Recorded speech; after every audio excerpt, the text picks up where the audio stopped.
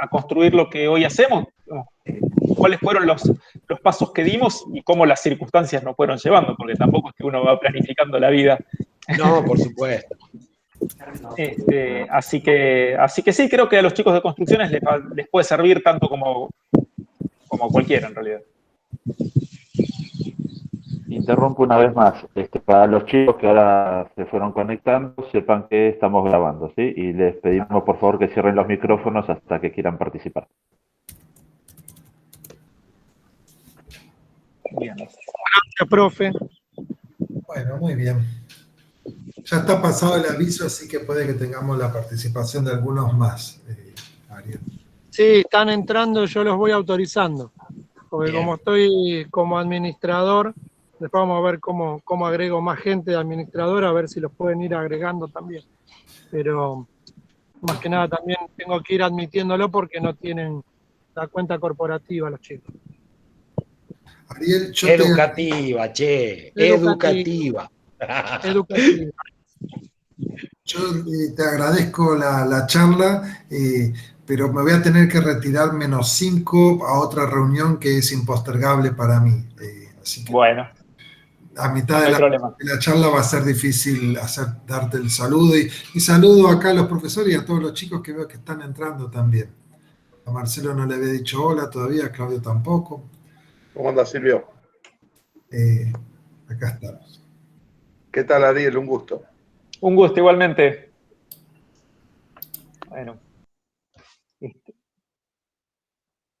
Bueno, ustedes me dirán cuándo es que quieren que empiece. ¿Esperamos 5 minutos más o cómo? Y ya, mira, ahí ya hay 17, así que 5 minutitos y 40 largamos, así. No sé si tenés el control para presentar, no sé si Mauro tiene que hacer algo. Sí, parece que sí. Sí, puede presentar tranquilo, no hay problema. Y esperemos un cachito más por los chicos porque ellos se avisan a último momento, siempre se van pasando ahí por WhatsApp. Entonces, si hay alguno medio distraído, va a ir entrando. Excelente. Más que le dijimos 16:30, ya son 36, pero 40, 45, así que... Pasa en todos lados y no tiene que ver con la audiencia, es así en general siempre. No. El otro día se enojó Luis Machín, lo vi ahí en la tele que lo hicieron esperar, así que espero vamos a esperar unos minutos más. No pasa nada. Tampoco te vamos a tener como a Luis Machín 40 minutos y vamos a estar hablando de Nacha Guevara, ¿no? Pero... La verdad es que el tema de la pandemia, con esta conversión o reconversión a reuniones virtuales todo el tiempo, uno termina siendo, en ciertos aspectos, mucho más eficiente. Digamos, antes de ir a una reunión, digamos, por convención, implicaba desplazarse. Digamos, uno podía tener una reunión a la mañana y una reunión a la tarde, como mucho. Y ahora podés ser mucho más productivo en ese sentido. Ni hablar si te toca viajar, ¿no? Porque ahí la cosa se puede poner bastante más pesada. Sí, lo malo que tiene esto también es que ahora está como medio de moda y llega un punto de que después te las pasás en videoconferencia y no haces ni un corte ni para ir al baño, entonces como que pasamos de ser productivo a ser súper productivo, ¿viste? En continuado, ¿viste? Sí, totalmente. Pasa mucho en las grandes corporaciones, porque... Y me parece que tiene mucho que ver con que la gente no está acostumbrada a trabajar remota, al menos no masivamente, y desde desde las áreas directivas se entiende que estar en muchas reuniones implica estar trabajando, es una manera de controlar también, ¿no? Por eso la gente está con exceso de reuniones. Yo trabajé muchos años para una empresa de afuera y todo era virtual desde aquella época. Y, digamos, la cultura de la empresa lo manejaba muy bien, entonces no pasaba esto. Uno tenía reuniones esporádicas. Pero sí, a mí me pasa, escucho mucho la queja de parte de clientes o de colegas de que se pasan el día conectados a una videoconferencia, ¿no? Bueno, ya va Bueno, a aplacar Sí, un poquito. vino para quedarse esto, esperemos que no Sí. a esta intensidad, que se pueda ir regulando, pero por un Sí. lado está bueno, está bueno. Sí, tiene sus pros y sus contras.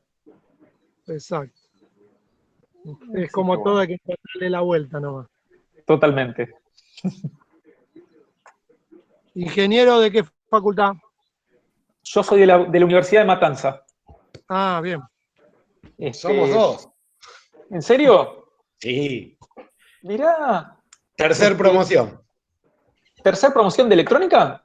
Sí, señor. Mirá, yo fui primer promoción. Ah, vos estabas. Tuvimos un par de ayudantes esa primera promoción. ¿En serio? ¿A quién te habrás tenido? ¿A Gonzalo? ¿A Gonzalo Eh, Núñez Vicario? O... A él, a Núñez Vicario, sí, Sí, señor. sí, estudiamos juntos. Estudiamos juntos con él. Seguimos obviamente en contacto, tenemos ahí el grupito de la facultad. Mira vos. Sí, creo que, claro, que ustedes fueron digamos, primer promoción y creo que él decía, no sé tu caso, pero creo que él Sí, decía fue el que fue primer egresado. Sí, el fue el primer egresado, sí. Fue el primer egresado. Claro, a ver, yo fui primer promoción. Nosotros inauguramos la carrera. Gonzalo Claro. se recibió antes que yo.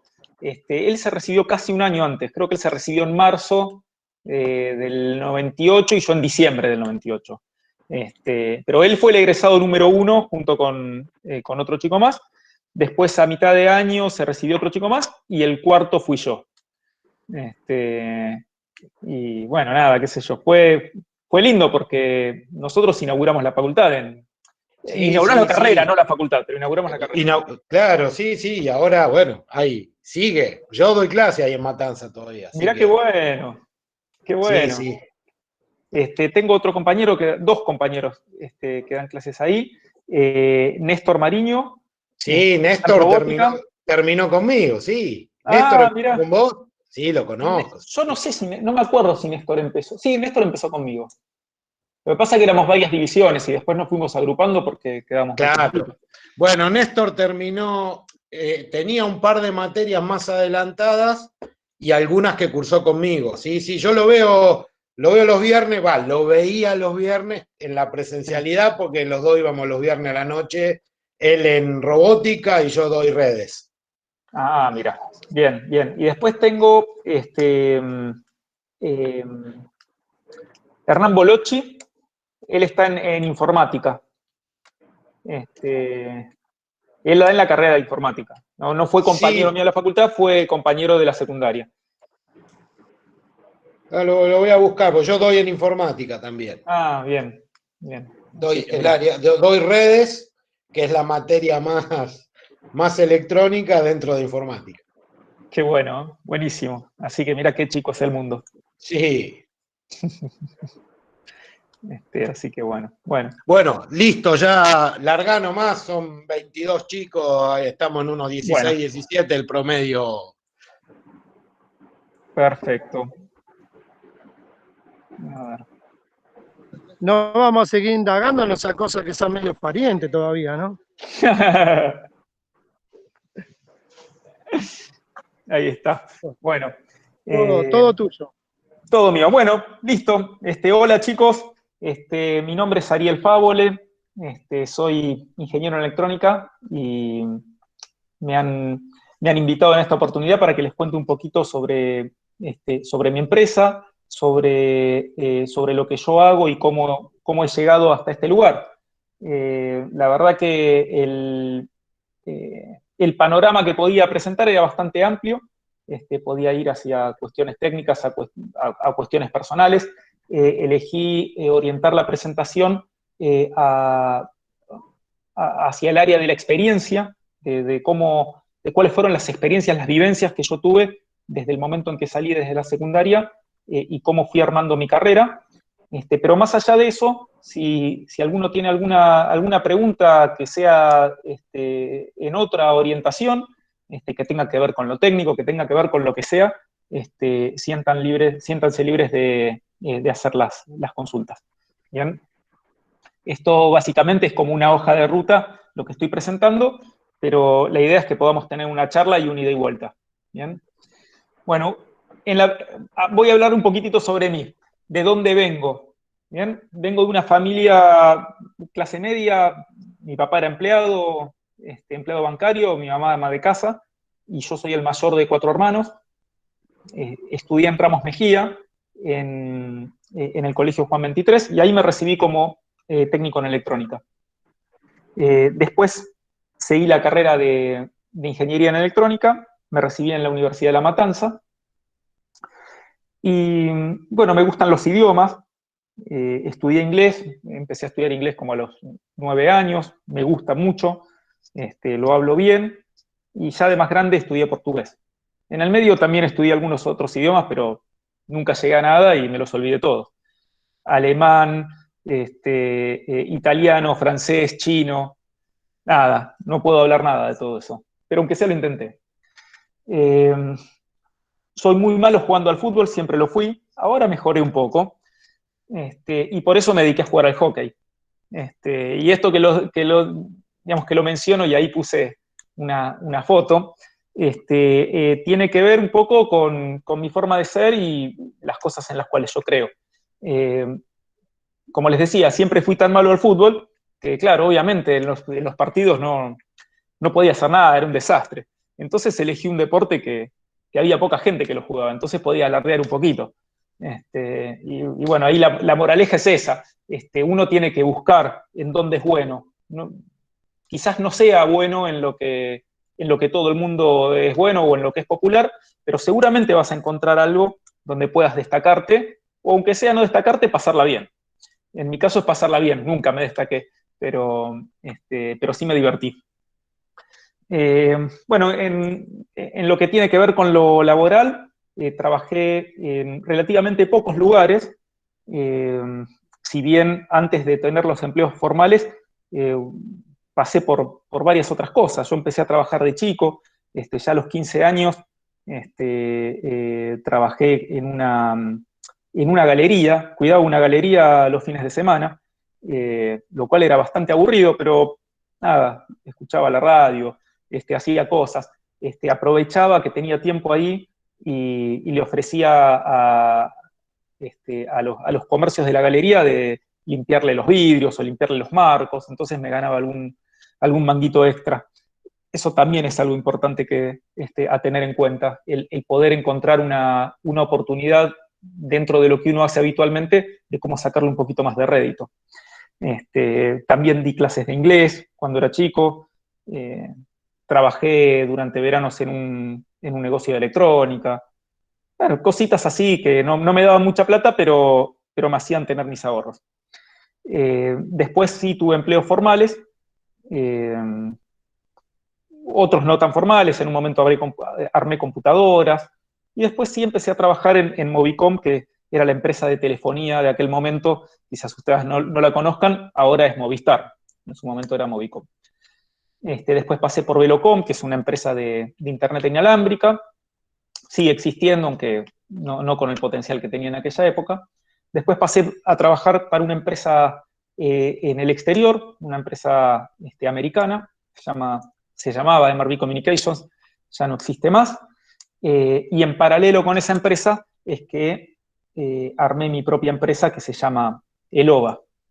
Elova Tech es el nombre comercial, Elova es la empresa, que tiene que ver con mi apellido, después les voy a contar un poquitito más. Así que bueno, esa es la hoja de ruta en muy breve. Bien, ahora, ¿qué pasó cuando salí del secundario? A mí particularmente es algo que me generó bastante incertidumbre, no sabía muy bien para dónde encaminarme, estaba un poco aburrido. Les cuento esto porque quizás les pueda pasar a ustedes lo mismo, ¿no? Después de pasar 6 años de colegio secundario, decir, pucha, quiero otra cosa, o no sé qué es lo que quiero. Yo también pasé por eso. No sabía si quedarme en mi zona de confort o salir a buscar algo radicalmente diferente. También me pasaba que me quería divertir, y eso también es importante cuando uno es chico. Entonces ahí me entró en juego el tema. La universidad, o sea, entro a la universidad, ¿a hacer qué? ¿Me pongo a trabajar? ¿Me pongo a viajar? ¿Qué es lo que hago? Bueno, lo primero que hice cuando salí de la secundaria fue viajar. No lo hice por mucho tiempo, lo hice por un mes y medio. Pero con la plata que había juntado de los trabajitos que hacía antes, me compré un pasaje y me fui a Inglaterra. Porque claro, me gustaba el inglés. Y la verdad que fue alucinante. Lo que aprendí de la vida en ese viaje fue muy importante y me marcó mucho hacia adelante. Si bien en ese momento dije, el año que viene vuelvo y me quedo a vivir acá, la verdad es que nunca lo hice, pero sí me sirvió para entender que había otro mundo, que había algo mucho más allá de Argentina, que esto no era todo, y que obviamente hay un mundo mucho más avanzado.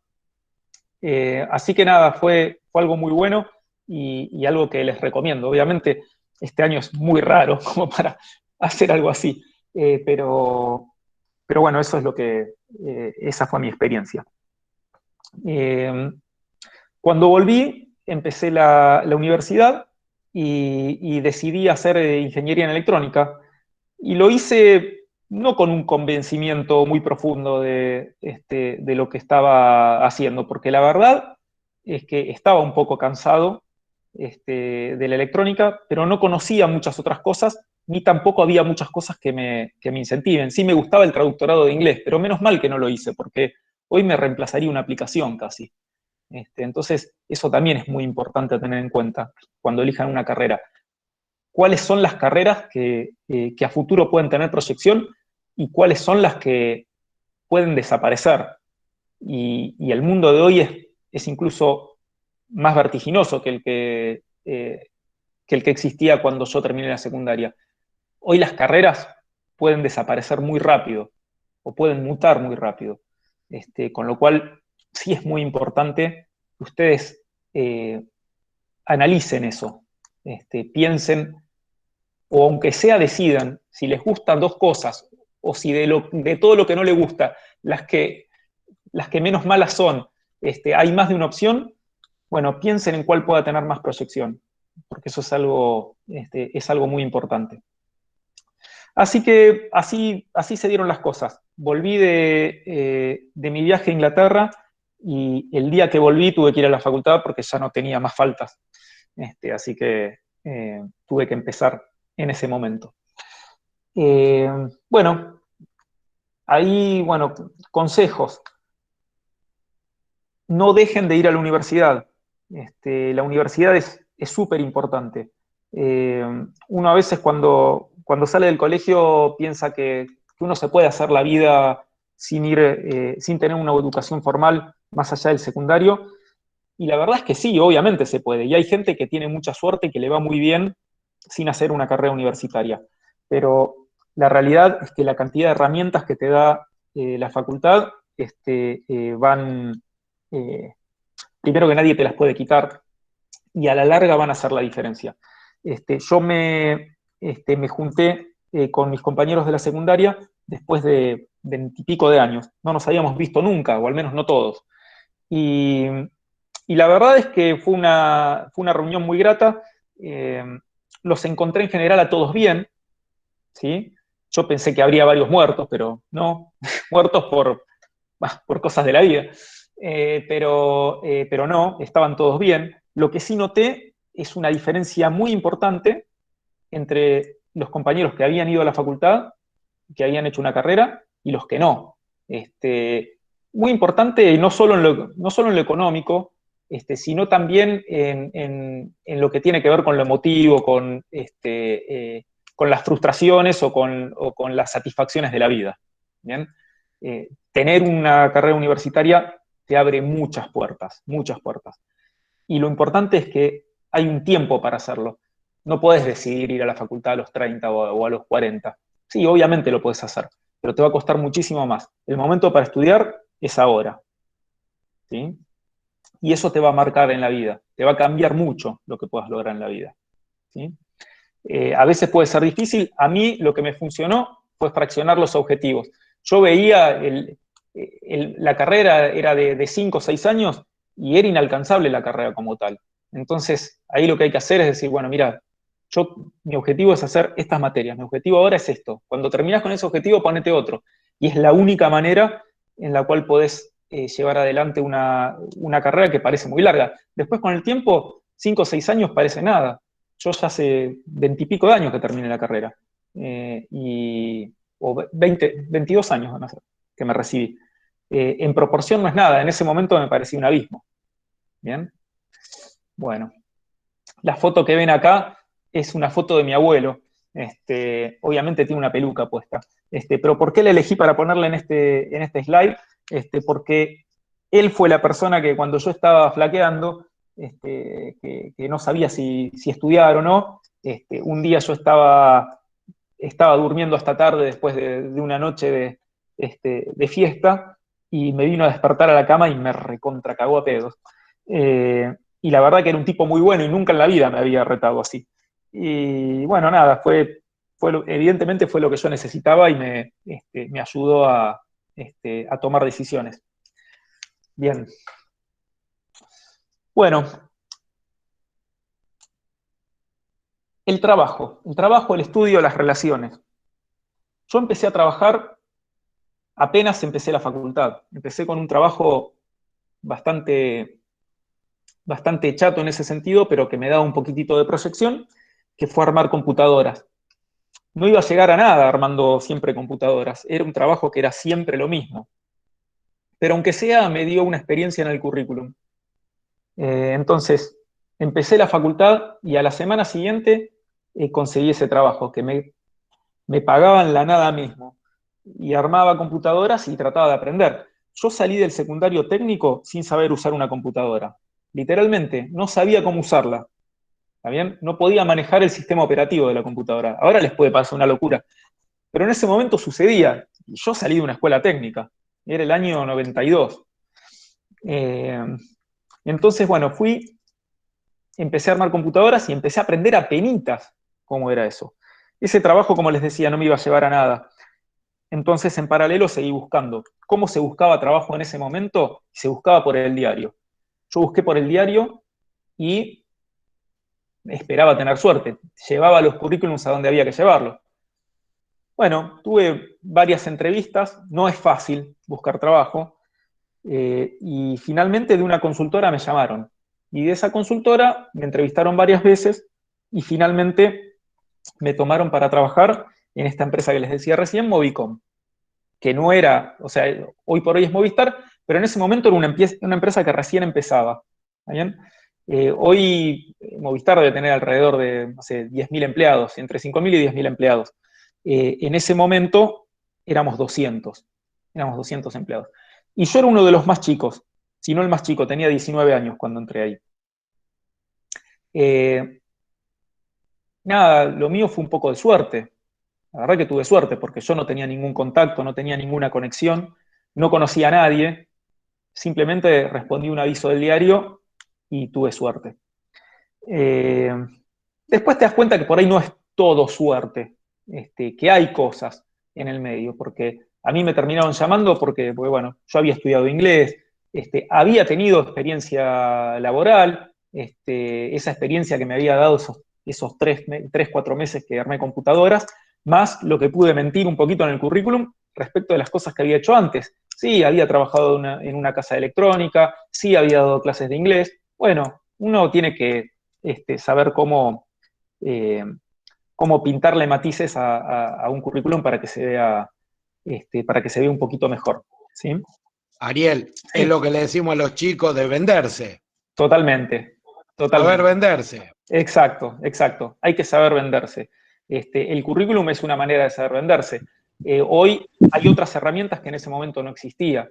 LinkedIn es una herramienta, es una red social para el mundo laboral. Y esa es una manera muy buena de venderse. Uno puede cargar ahí el currículum, si bien no funciona como una agencia, pero ahí todo el mundo te ve.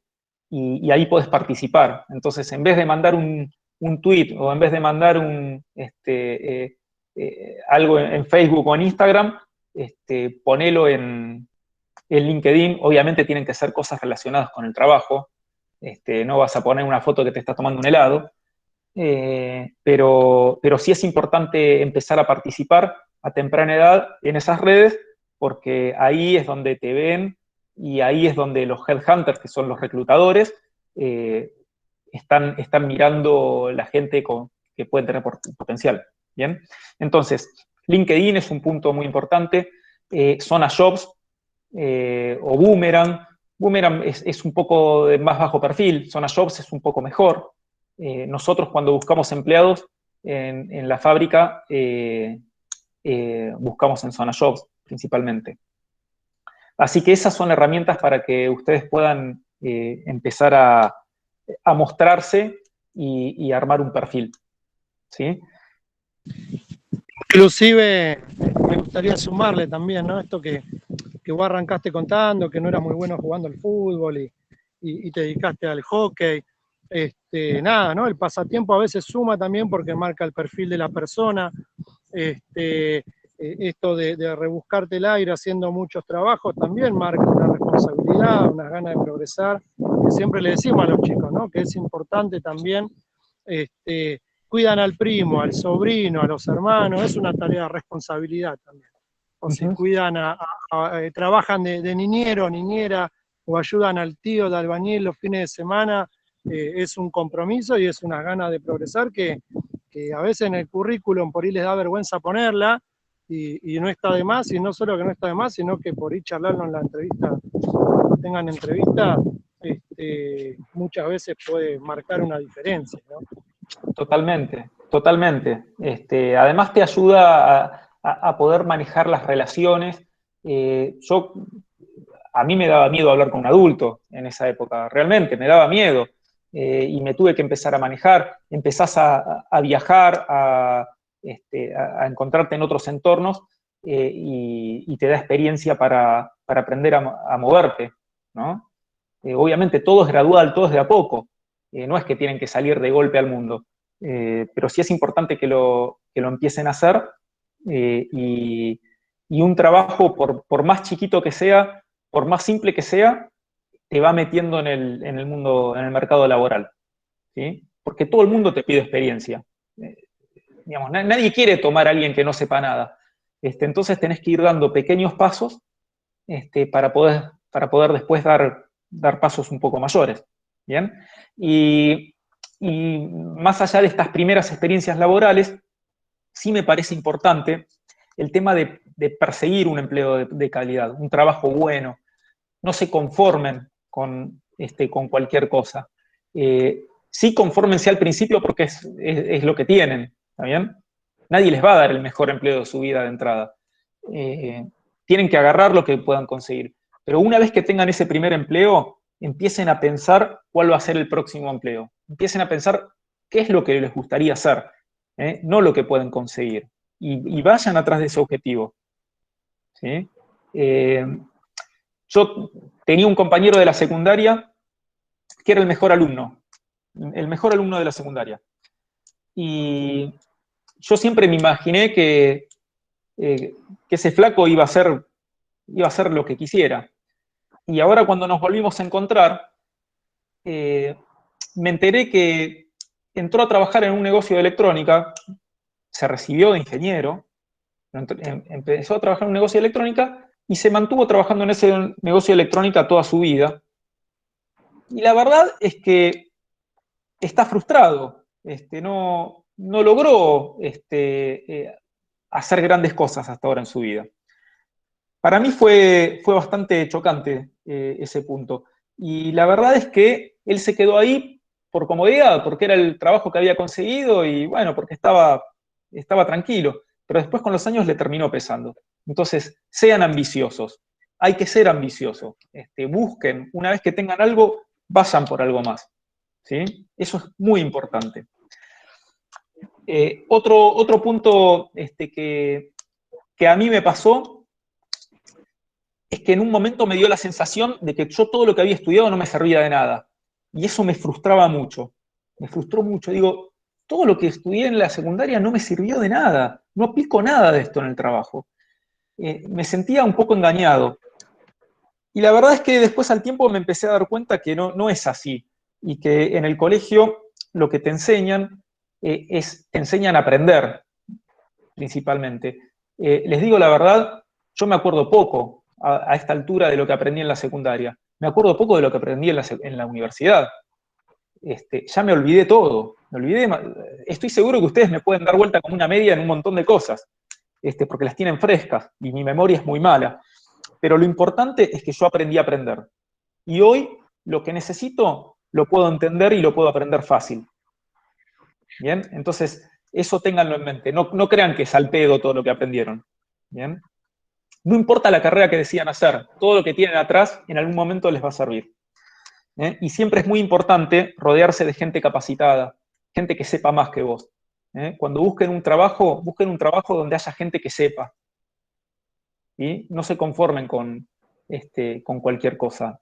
Tienen que estar en contacto con gente que sepa más que ustedes. ¿Bien? A partir de eso, pueden armar su red de contactos. La red de contactos es lo más importante, es el capital de una persona en el mundo laboral. ¿Sí? ¿Quién te conoce? ¿Quién te puede recomendar? ¿Quién te puede ayudar? Y busquen ayuda. Siempre hay que buscar ayuda. Siempre hay que contar lo que uno quiere hacer. ¿Sí? No importa lo tonto que pueda parecer. Ustedes tienen que contar cuáles son sus objetivos. Porque siempre, siempre hay gente dispuesta a ayudarlos. Aunque no parezca, y la ayuda puede venir del lugar que menos se les ocurra, pero siempre hay gente que los puede ayudar. A mí me pasó varias veces en la vida. De gente desconocidos prácticamente. ¿Por qué? Porque siempre hay gente que está pasando o que pasó por lo mismo que ustedes. Así como yo hoy les estoy dedicando tiempo para explicarles algo que a algunos les puede interesar y a otros no, esto a mí no me da ningún rédito. Lo estoy haciendo porque quiero. Y lo quiero hacer porque yo me siento reflejado porque hace unos años yo era como ustedes. ¿Bien? Ustedes se van a encontrar con mucha gente así y tienen que aprovechar eso. ¿Bien? Entonces, los primeros años después del secundario es estudiar, y si están dispuestos a trabajar mientras estudian, busquen un empleo de calidad. En algún momento tienen que salir al mercado laboral, mientras antes lo hagan, va a ser mejor. ¿Bien? Bien. Bueno, después en mi experiencia personal,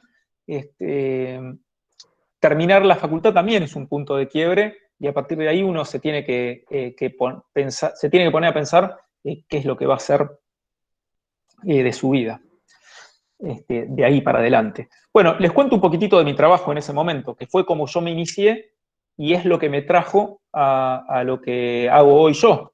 Mi primer trabajo importante es el que hoy me da de comer. ¿Bien? Pasaron un montón de años en el medio. Cuando yo empecé a trabajar en Movicom, me contrataron para tomar mediciones arriba de un auto. Algo que se llamaba drive test. Hoy sigue existiendo, y es la manera que tienen las empresas de telefonía celular de medir cómo se propagan las señales de radiofrecuencia en toda el área de cobertura. El área de cobertura es obviamente donde tiene que haber señal de telefonía celular. Hoy es en todos lados. Cuando yo empecé no era así. La telefonía celular era solamente en capital y en algunas localidades de lo que se llama el Gran Buenos Aires. Arrancaba en Campana y terminaba en La Plata y al oeste en Luján. En el resto del país no había telefonía celular en ese momento. Era solamente para los porteños. Entonces, a mí me mandaban a la calle y yo tenía que tomar mediciones. ¿Cómo tomaba las mediciones? Con una computadora. Hacíamos ese drive test y en ese momento teníamos un equipamiento que parecía de la NASA. Y no había nada igual en el país. Teníamos un GPS. Hoy el celular tiene un GPS. En ese momento el GPS era una cosa de otro planeta. Había muy pocos lugares. Y el GPS tenía un error, porque como era una aplicación militar, el gobierno de Estados Unidos le introducía un error para evitar que otras milicias puedan tener la precisión que ellos tenían. Así que el GPS te mandaba más o menos a 100 metros de distancia de donde realmente estabas. Pero bueno, así era como funcionaba. Entonces, con un GPS conectado a una computadora y un teléfono conectado a esa computadora, se había armado todo un protocolo por el cual se almacenaban datos. Y la foto que están viendo ahí, al lado de eso que parece un teléfono, es una imagen de un drive test. ¿Bien? ese dry test es reciente, hoy por hoy se siguen haciendo, si bien ya no son tan importantes como en aquella época. En aquel momento, la única herramienta para medir la cobertura de una red celular, la intensidad de la señal, era hacer un dry test. Hoy los teléfonos te pueden reportar información desde un usuario y podés ir construyendo ese mapa sin tener que salir a la calle. Pero en esa época eso no existía. Entonces ahí ven un recorrido de un auto sobre un mapa y ven cómo van cambiando los colores de mayor intensidad a menor intensidad. También se puede medir interferencia y otras cosas. Lo que está a la derecha era un teléfono de aquella época, le llamaban el ladrillo porque tenía el tamaño de un ladrillo. Y créanme que yo andaba con eso calzado en el cinturón todo el día. ¿Bien? Y era alucinante, obviamente. No había nadie que tuviera ese teléfono. Cuando yo iba a la facultad, yo le prestaba el teléfono a todos mis compañeros, porque si no tenían que ir a usar el teléfono público, para mí era gratis. Y mi teléfono era como el bien más codiciado del aula, lo cambiaba por muchas cosas, lo cambiaba por apuntes, lo cambiaba por todo el teléfono. Porque obviamente mi trabajo me demandaba mucho y llegaba tarde a todas las clases, siempre, y me perdía muchas también. Bueno, lo que ven abajo es un mapa de cobertura, es algo que también se usa mucho en lo que es diseño de redes de telefonía celular, y eso es una predicción hecha por una computadora. ¿Bien? Hoy existen muchos software para predecir cobertura de telefonía celular. Uno tiene que poner las ubicaciones de las antenas, carga las potencias, las orientaciones de las antenas, las inclinaciones, lo que se llama tilt de las antenas. Entonces uno va inclinando las antenas para darle una forma a esa cobertura y controlarla, porque tampoco es cuestión de irradiar para todos lados, porque si no se interfieren las señales. Y ese fue el siguiente paso que di yo dentro de la empresa. Primero estaba en la calle midiendo, era el trabajo más básico dentro de ingeniería, estar en la calle midiendo. Lo hice durante varios años, me metí en todas las villas conocidas y en todos los barrios más lindos, en todos lados. Era un laburo bastante duro. Sí. ¿Perdón? Bueno, sigo, pensé que me hacía una pregunta. Y mi próximo paso fue empezar a hacer cobertura, a diseñar la cobertura. Entonces pasé de una tarea de medición a una tarea de planificación. Y ese fue el salto más importante que di dentro del mundo corporativo, porque fue el momento en que dejé de usar básicamente mi cuerpo, de ponerle el lomo, a ponerle el cerebro y a empezar a planificar hacia adelante. Gracias a ese salto que pude dar, después pude pasar a otras áreas como eran nuevas tecnologías, y bueno, finalmente ser el jefe de planeamiento. Cuando se abrió la cobertura de telefonía celular para el interior del país, Movicom me eligió a mí para diseñar la red. Entonces la primera red de Movicom la hice yo. Para ese momento ya me había recibido, ya era ingeniero. ¿Bien? Y el día que me recibí de ingeniero, me nombraron jefe. Me nombraron jefe porque yo era el ingeniero más nuevo de la empresa, pero a mí ya me conocían de hace un montón de años. ¿Bien? Y eso es importante, que te conozcan. Bien, comenzar a emprender. Hubo un momento en que yo me cansé. Me cansé. Ya había desplegado toda la red del interior. Es como que había logrado todo lo que quería en ese momento. Y realmente me quedé sin objetivos. Encima vino la crisis esto fue un poquito después. Se venía la crisis del 2001, era el año 2000. Se había desplegado todo, se había hecho mucho... ¿Eso en Argentina hubo una crisis? ¿Cómo? ¿En Argentina hubo una crisis? Sí, no se puede creer, ¿no? Ah, tremendo. Bueno, no después nos vas a contar un poquito más cómo sobrevivir a las crisis también. Bien, perfecto. Ahora viene justo esa parte. Bueno, entonces, les decía, yo ya había progresado mucho ahí en Movicom, y ahora, ¿qué es lo que venía? Venía a administrar todo eso que se había construido. La verdad es que yo soy muy malo administrando, no me gusta administrar. Es algo que no me gusta, y ahora les voy a contar más adelante les voy a contar un poquito más sobre el tema de administrar. A mí no me gusta, a mí lo que me gusta es diseñar, crear, meterme en cosas nuevas, explorar. Entonces, eso no me iba. En ese momento renuncié a Movicom, quería otra cosa. Habían pasado 7 años y medio. Entonces me fui a otra empresa que se llamaba Velocom, que era muy prometedora. ¿Qué hacían ellos? Hacían internet inalámbrica, año 2000. Era lo nuevo, o sea, internet era nuevo, internet inalámbrica era todavía más desafiante. Entonces renuncié a mi trabajo en Movicom y me fui como gerente de ingeniería a Velocom. Yo tenía 27 años en ese momento. Y también era el gerente más chico de la empresa. ¿Y qué me pasó en esa empresa? Fue un salto al vacío, básicamente. Fue una mala decisión. Fue una mala decisión. ¿Por qué fue una mala decisión? Porque era una empresa que era un castillo de arena, ¿sí? Entonces yo trabajé 9 meses en esa empresa y la empresa se fundió. ¿Bien? Entonces, yo que venía de un trabajo súper estable en una empresa multinacional, me quedé en la calle en septiembre de 2011, una semana antes de que derribaran las Torres Gemelas en Estados Unidos, que fue un caos mundial. Fue un hecho, ustedes no sé si lo recuerdan, aunque sí habrán escuchado nombrar de eso, pero fue un evento mundial. A partir de eso, se caen las bolsas en Estados Unidos, ya habían caído las .com, que era todo lo que tenía que ver con acciones de empresas de Internet, y a los 2 o 3 meses cae el gobierno de la Rúa y la famosa crisis del 2001. Todo el mundo se empieza a quedar sin trabajo, el peso se devalúa, la Argentina nunca volvió a ser lo mismo. ¿Bien? Ahí vino la gran crisis. Y yo me quedé en el medio de la crisis sin trabajo, sin indemnización, sin nada. Me quedé en la lona. Por eso digo, fue un mal paso. Me equivoqué con ese cambio. No me equivoqué en cambiar. Yo estaba convencido en que tenía que cambiar. En lo que me equivoqué es en a dónde ir. Y me pasó un poco por ambicioso y me pasó un poco por ingenuo, porque yo creí en todo lo que me dijeron. Y la verdad es que no era lo que prometían.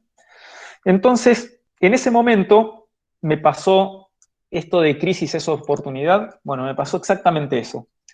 Yo estaba en el medio de una crisis y no tenía nada que hacer. Me sobraba el tiempo, entonces me puse a buscar otras cosas para hacer. Trabajo no podía buscar porque no había trabajo. Y si te daban trabajo, te querían pagar la tercera parte de lo que podrías haber cobrado antes. Entonces me daba bronca y decidí no trabajar. Entonces me puse a emprender. ¿Qué hice? ¿Tuve una idea mágica? No, para nada. Me puse a tirar tiros. Tirar tiros significa ponerte a investigar cualquier cosa. Todo lo que creas que te puede llegar a dar plata, bueno, busqué por todos lados. En un momento tenía como 5 o 6 proyectos a la vez. Uno de esos proyectos lo hice con mi hermano, con uno de mis hermanos, el que me sigue a mí, que también se había quedado sin trabajo en ese momento. Entonces éramos 2 sin trabajo tratando de hacer cosas. Mis proyectos iban en todo sentido. Muchos tenían que ver con telefonía, otros tenían que ver con internet, y uno muy loco tenía que ver con tablas de surf. Ese es el que estaba haciendo con mi hermano. Y no fue por voluntad propia, sino que a mi hermano le gustaba el surf, y entonces le pareció interesante hacer algo en ese sentido.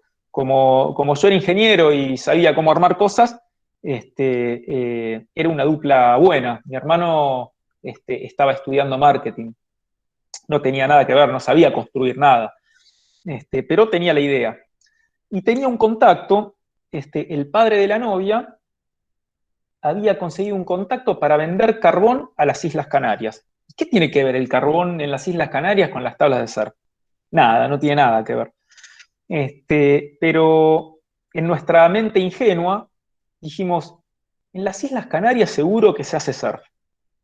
Entonces le vamos a pedir lugar a este hombre para que en el contenedor donde manda el carbón, que ponga unas tablas de surf y las vendemos allá.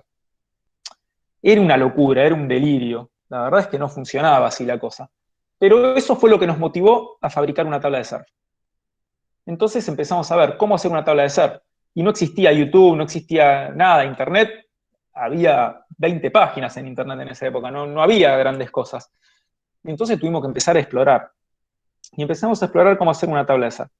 Conseguimos un tipo que nos vendía una tabla de surf. Perdón, no nos vendía una tabla de surf, nos vendía el poliuretano que va adentro para hacer una tabla de surf. Entonces fuimos y se la compramos.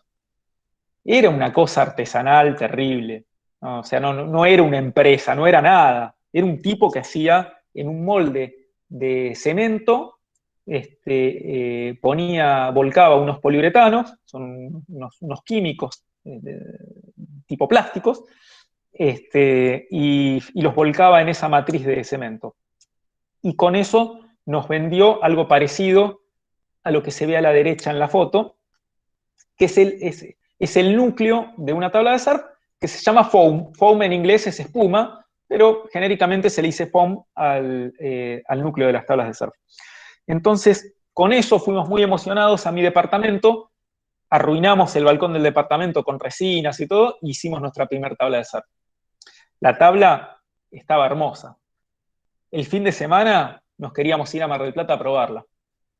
Llamamos unos amigos y nos armamos, éramos como 6, que digamos. Ese día yo lo paso a buscar a mi hermano con la tabla de surf en el auto. Cuando estoy por llegar, paré a saludar a mi novia porque me iba el fin de semana.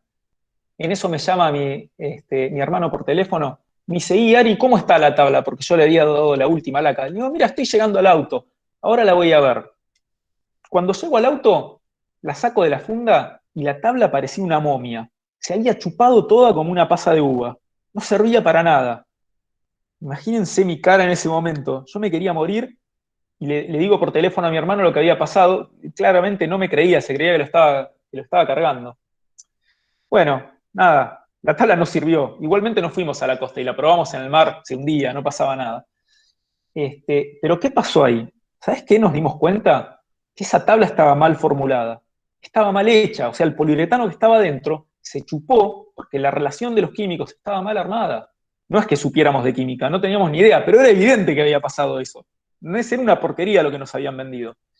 Entonces ahí, en ese momento, cambiamos de idea de negocio. No íbamos a mandar tablas a las Islas Canarias. Además, la tabla nos había salido bastante mal. Lo que íbamos a hacer era tratar de fabricar ese material que nadie podía conseguir. Y así empezamos nuestra empresa. Y nuestra empresa se llamaba Elova Foam. Foam por la espuma de poliuretano, y Elova, si ponemos Elova con la F de Foam, es Favole al revés, que es mi apellido. Ese es el origen de Elova. Bien. Y así empezamos a investigar. A los pocos meses habíamos conseguido una fórmula y empezamos a fabricar prototipos. Nos llevó un año más o menos fabricar algo que se pudiera usar para hacer una tabla de surf. Y en el medio le arruinamos el garage al suegro de mi hermano, se lo llenamos de químicos, le hicimos pelota a todo. Después nos fuimos y alquilamos tiempo de una máquina en una fábrica. Las fábricas estaban todas fundidas en esa época. Y la verdad es que aprovechamos un poquitito eso, que nadie tenía trabajo. Entonces nos daban pelota, porque en una época de trabajo, a dos pendejos que querían hacer una tabla de surf, nadie les daba bola. Pero esos momentos de crisis son cuando podés encontrar gente que te preste atención. Hoy es un día de crisis, es un momento de crisis, y es un momento en el cual gente que en otro momento no te daría bola, hoy te puede prestar atención, ¿está bien? Porque le sobra tiempo, porque le falta trabajo, ¿bien? Así que ténganlo en cuenta eso. Bueno, nosotros hicimos eso, entonces le alquilábamos el tiempo de la máquina y formulábamos en esa máquina que mezclaba los componentes, hacíamos una fórmula mejor que la que podíamos hacer con una batidora. Después de un año logramos vender 15 tablas, no 15 tablas, 15 foams. Ganancia total de todo eso y más o menos $400 en un año invertido. No era negocio, claramente. Pero en ese momento dijimos, bueno, ya sabemos cómo hacerlo, ahora tenemos que mejorarlo. Plata no teníamos, entonces yo salí a buscar otro trabajo. ahí empecé a trabajar en esta empresa extranjera, MRB Communications, que un amigo con el que yo había trabajado en Movicom me recomendó para ir a trabajar. Entonces ahí es importante los contactos de los primeros empleos, los amigos de los primeros empleos te van a acompañar toda la vida si los tratas bien. Y esa gente es la que te puede ayudar después. Entonces, volví al mundo corporativo porque necesitaba la plata, pero en mi mente estaba fabricar las tablas de surf. ¿Bien? La fábrica de tablas de surf la tuve durante 13 años y en el medio nos pasó de todo. Estuvimos muchas veces a punto de fundirnos, muchas veces tocando el cielo, pero la verdad que lo rozábamos el cielo y volvíamos a caer. En un momento la fábrica más grande del mundo, de Estados Unidos, cerró. Era el año 2005, fines de 2005. Los tipos fabricaban el 95% de los foams que se vendían en todo el mundo. Era un monstruo. Y por cuestiones ambientales, porque el poliuretano es muy tóxico, los tipos tuvieron que cerrar. En el medio me olvidé decirles algo. El tipo que nos vendió el primer foam, ese que se chupó todo, se murió de cáncer. ¿Por qué? Porque hacía las cosas mal. Se contaminó y se murió de cáncer.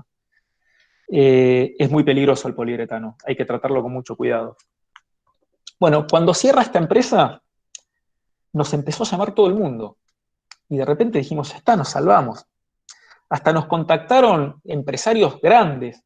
Nos contactó el dueño de Riff, que es argentino, dicho sea de paso. Nos contactó el campeón mundial de surf, que es ese negro que ven ahí en la foto de arriba en el medio.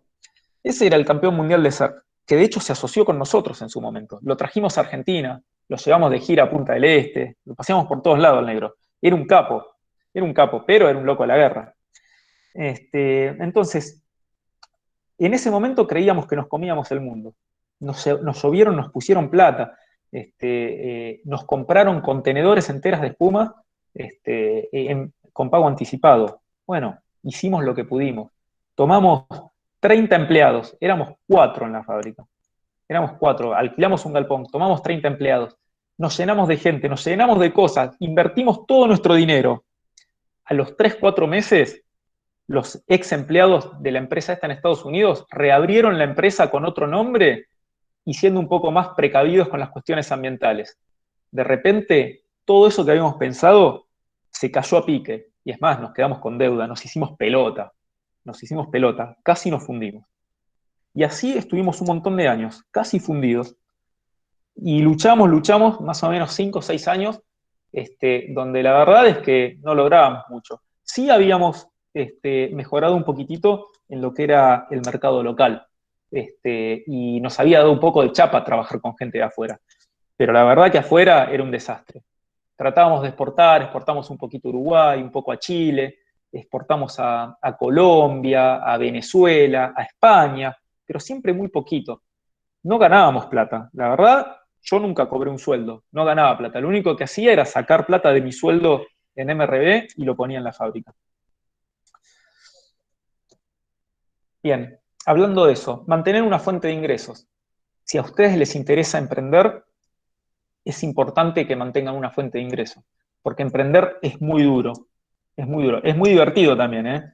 Es muy, muy divertido. Yo me divertí como nunca. Nunca en un empleo trabajando para otro me divertí como con mi empresa. Pero bueno, hay que sacrificar un poco. A mí me llevó 15 años pagarme mi primer sueldo. Mi primer sueldo me lo pagué en 2018. Bien. Buscar experiencia internacional.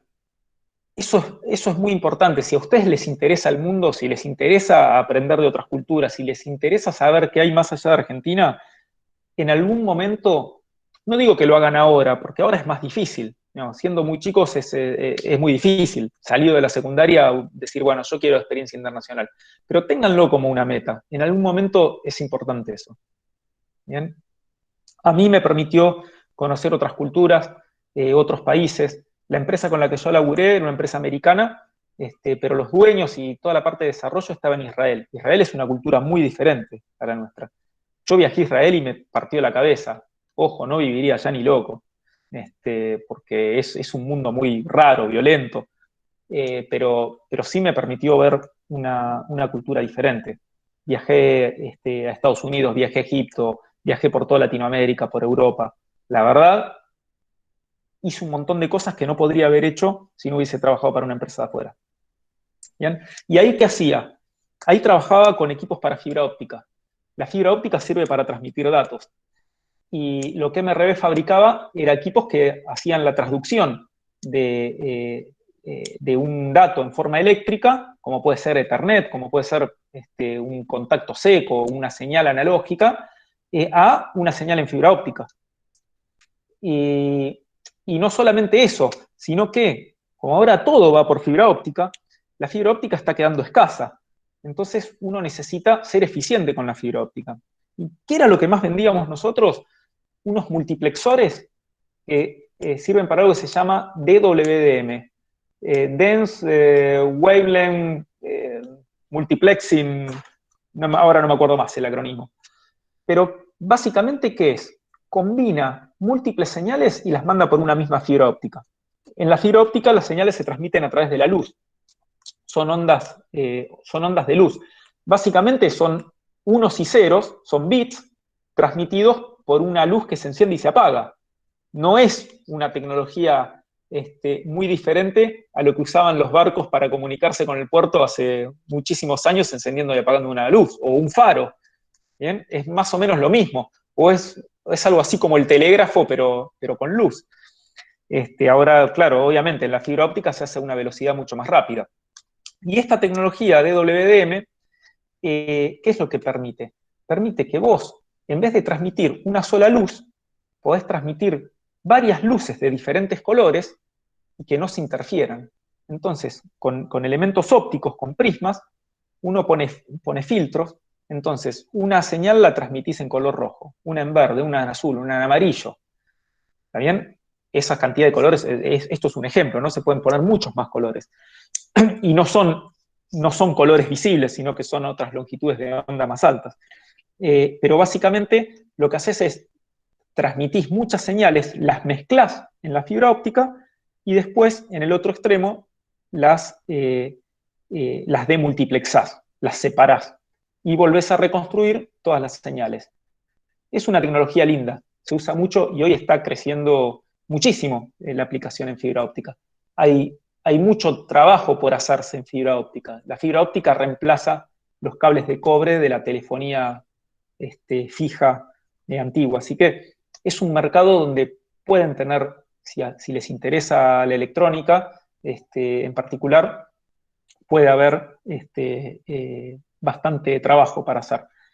Pueden empezar trabajando haciendo tendidos de fibra óptica. Hay mucha gente que hace eso. Es un trabajo que no se paga muy bien, pero es una manera de empezar. ¿Sí? Entonces, ese es un lindo trabajo para hacer. A mí me tocó vender equipos y aprendí muchísimo de eso. Y eso me reconectó con el mundo corporativo, que yo estaba totalmente alejado. Y me permitió hacer mi emprendimiento a la vez de tener mi empresa. Volviendo a mi empresa, ¿qué es lo que hicimos durante esos años de sequía? Más allá de que la verdad que nos iba bastante mal con el negocio. Estábamos siempre tambaleando, pero siempre le apostamos a más. Queríamos meter tecnología, queríamos hacer las cosas de otra manera, porque pensábamos que con tecnología podíamos ser más eficientes y además agregarle valor a lo que nosotros hacíamos. Ahí lo que vemos es la foto de nuestro taller. Uno de los galpones, ese fue el segundo galpón, donde almacenábamos el foam. En ese momento ya teníamos un montón, pero nos llevó muchos años llegar a eso. Y fuimos desarrollando toda nuestra propia tecnología. Aprendimos solos, aprendimos con errores. En un momento dijimos, la verdad estamos ganando bastante poco. Cada tabla de surf, no cada tabla de surf, cada foam lo vendíamos más o menos en $50. Y nos costaba más o menos 40 hacerlo. Entre 35 y 40. Le ganamos bastante poco. Y además teníamos muchos que salían mal y los teníamos que vender como de segunda. Los que vendíamos de segunda, los vendíamos al costo. ¿Está bien? Era la manera de no quedarnos con los clavos, por decirlo de alguna manera. Entonces dijimos, ¿cómo podemos hacer para generar plata por encima de esto? Entonces veíamos dos posibilidades. Una era hacer tablas terminadas, tabla de surf completa. Lo que habíamos querido hacer en su momento y habíamos fracasado Bueno, volvimos a intentarlo. Pero a eso le quisimos sumar tecnología. Y nosotros vimos que en el exterior estaban usando unas máquinas de CNC. CNC es control numérico, ¿no? Eso lo deben saber. Unas máquinas CNC que se usaban para darle forma a las piezas. Entonces nosotros dijimos, estaría bueno poder darle la forma a la tabla de surf con una máquina de CNC. ¿Por qué? Porque la pieza que nosotros hacíamos, el foam, tiene como una preforma. Vos lo ves y parece una tabla de surf, pero no es una tabla de surf. Le faltan todas las terminaciones. Entonces, empezamos a ver estas máquinas para darle la forma, las máquinas de shape. Shape es shapear, o shape en inglés es dar forma. Las máquinas de shape, que ya existían en el mundo, pero acá en Argentina no había ninguna. Quisimos comprar una, o averiguamos para comprar una, y salían como $60.000, no las podíamos pagar. Entonces, yo me puse a diseñar una, y la construí, y la hice. Y fue la primera máquina de shape que hubo en Argentina. Hoy hay 3 o 4, pero la primera fue hecha en Argentina, y la hice yo. Nada, aprendí muchísimo con eso. Ahí me volví a sentir técnico, me volví a sentir ingeniero, me reconecté con la cuestión física, de manejar la electrónica, de manejar motores, servos, sensores. Estuvo buenísimo. La verdad que me dio un impulso en lo personal hacer eso. Y eso nos permitió poder ganar más plata. ¿Por qué? Porque yo les decía, la tabla, el foam lo vendíamos a $50, pero el foam shapeado lo vendíamos a 100. Entonces de repente empezamos a ver más plata. ¿Bien? ¿Qué más empezamos a hacer? Empezamos a fabricar accesorios. Fabricamos las quillas con plástico. Ahí encontré un tipo que se llama Ángel, para mí era un ángel. Un viejo copado que me ayudó, me diseñó las matrices, me prestaba las máquinas, me cobraba $2,50 para hacerme esas quillas. Y yo esas quillas las vendía a $15 y a mí me costaban $3 hacerlas. ¿Bien? Entonces, con esas cosas es que empecé a hacer la diferencia. Mi producto me daba muy poca ganancia, pero yo era el único o uno de los pocos, éramos 2 en el país que hacíamos este producto, teníamos una competencia. Pero tener un producto que éramos solamente 2 personas que lo fabricábamos y que daba muy poca ganancia, no parecía muy buen negocio. Pero eso nos permitía vender un montón de accesorios, un montón de cosas que de otra forma no las podíamos vender. Y la verdad que la ganancia la hacíamos con esas cosas. Vendíamos las quillas, vendíamos los grips, que es esto que ven acá a la derecha, que también los fabricábamos nosotros, que es como una placa de goma eva procesada que evita que te resbales en la tabla. Vendíamos la fibra de vidrio para terminar las tablas de surf. Entonces, de repente nos convertimos en el foco donde todo el mundo compraba, tanto los surfistas como los fabricantes de tabla de surf, que eran nuestros clientes principales. ¿Bien? Entonces, esa es una manera de, empezando con algo chiquitito, empezar a expandirlo. ¿Bien? Cambios de rumbo. La verdad es que así, incluso con esas cosas, no nos iba tremendamente bien. Alcanzaba para pagar los sueldos de los empleados y pagábamos los sueldos de mis 2 hermanos que eran mis socios. Pero yo todavía no cobraba un sueldo. Yo vivía de la empresa de MRB. Ahora, en 2010 me contacta un amigo, un compañero de Movicom, ¿está bien? De aquel primer empleo. Y me dice, Ariel, vos trabajás en MRB, vos sabés de fibra óptica. Yo estoy, me contrató una empresa, una persona que también trabajaba en Movicom, que era un directivo de Movicom, porque queremos armar una empresa para usar los postes de la red eléctrica para hacer cableados de fibra óptica. Y como vos sabés de fibra óptica, quiero que me asesores. Bueno, le dije yo. Entonces, ellos necesitaban asesoramiento para cómo colgar la fibra óptica sobre los cables. La verdad que yo no tenía ni idea de todo eso. Eso tenía más que ver con la gente que fabrica cables y la gente que arma redes eléctricas. Pero bueno, ellos necesitaban algunas piezas. Entonces me dijeron, mira, necesitamos algo para enrollar la fibra óptica, para colgarla. Y bueno, yo te lo fabrico. La verdad que no tenía ni idea de cómo fabricarlo. Lo que hice fue contactar a gente que estaba cerca de la fábrica, que tenía metalúrgica, y dije, che, mira, hay que hacer tal cosa. Entonces armé unos planos, más o menos, a mano alzada, porque la verdad que no sabía dibujar en AutoCAD ni nada de eso. Y hice unos prototipos. Se los llevé a este flaco, me dijo, bien, buenísimo, necesito 500. Fantástico, te fabrico 500. Bien, esas son las ruedas de ganancia, las que ven acá abajo, en la fotito chiquitita, casi en el medio. Esas piezas las vendíamos más o menos por $30, y nos costaba $20 hacerlo. O sea, le ganábamos $10 a cada una, hicimos 500, fueron $5.000, estábamos contentos.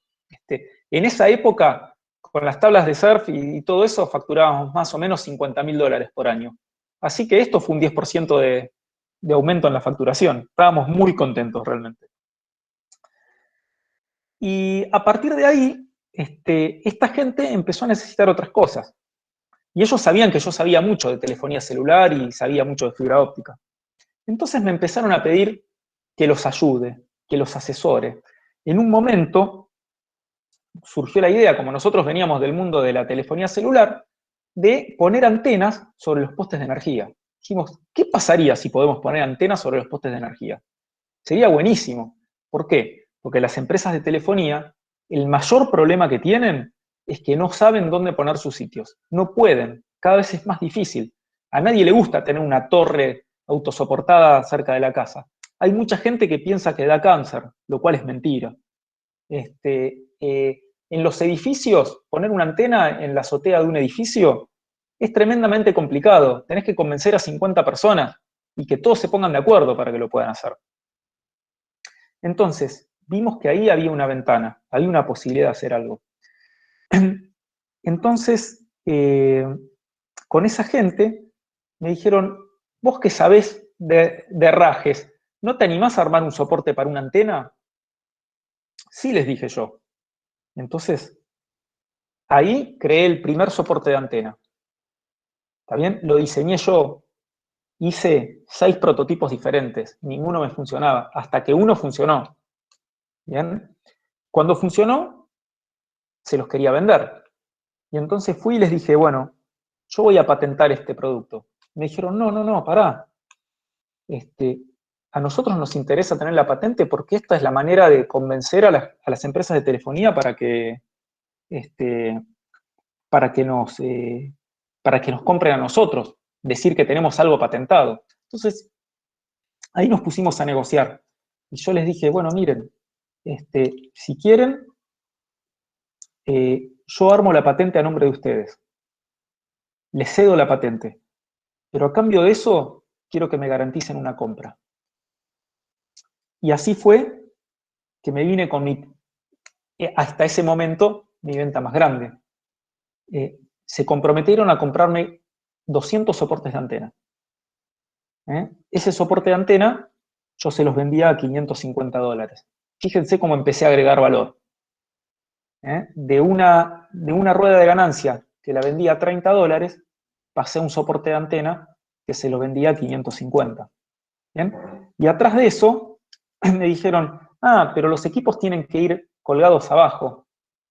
Hay que hacer un soporte para esto. ¡Yo se los hago! Y entonces, junto con los 200 soportes de antena, les vendí unos 200 soportes para equipo. Y esos soportes para equipo se los vendía a $700. Entonces ya empecé a vender productos por $1.200, donde antes vendía por 300. Y así, de a poquito, yo me empecé a dar cuenta que el tiempo que le dedicaba a diseñar los soportes y a vender los soportes me daba mucho más rédito que las tablas de surf. ¿Bien? Entonces ahí fue cuando la empresa empezó a mutar, empezamos a cambiar. ¿Bien? Entonces, todo va confluyendo en la vida. Y un poco el motivo de esta charla es que puedan entender eso, que todas las experiencias suman, y que lo que ustedes hagan en los primeros años cuando salen del secundario, después se transforman en algo más grande, se vuelven algo más grande, porque uno va acumulando experiencia. ¿Bien? Así fue como nos fuimos alejando de las tablas de surf y haciendo otras cosas. Finalmente la fábrica de tablas de surf se la vendimos a un cliente en el año 2015. No la vendimos por mucho. Les diría que recuperamos la plata que fuimos invirtiendo a lo largo de los años. Pero bueno, nos quedamos con toda la experiencia. Bueno, innovar. Una vez que nos metimos de lleno de nuevo en el mercado de la telefonía celular, empezamos a ver, bueno, ¿cómo mejoramos este producto? En el año 2011 innovamos mucho en poner todos los equipos en altura, que es lo que se ve en la imagen, en la segunda imagen empezando de la izquierda. La que se ve bien a la izquierda es una torre tradicional, ¿está bien? Muy fea, alta, se ven todas las antenas, tiene como una corona ahí arriba, es una cosa espantosa. Y además de esto, que acá no se ve, están todos los equipos abajo, en algo que se llama un shelter, que es como un recinto cerrado donde van todos los equipos. A nosotros la tecnología nos ayudó, con el tiempo fue evolucionando y se fue haciendo un poco más chica, ¿no?